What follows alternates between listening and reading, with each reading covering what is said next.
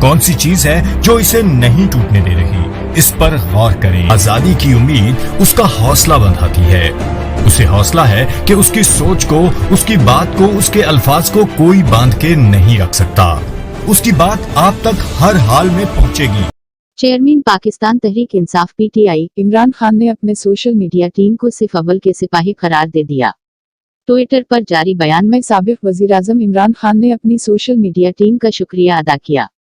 عمران خان نے اپنی ٹویٹ میں لکھا کہ میں سوشل میڈیا کے اپنے تمام جنگجوؤں کا شکریہ ادا کرتا ہوں، جنہوں نے حکومت کی تبدیلی کی امریکی سازش کے خلاف ہماری جنگ کو دلیری سے سماجی میڈیا کے تمام پلیٹ فارمز تک توسیع دی۔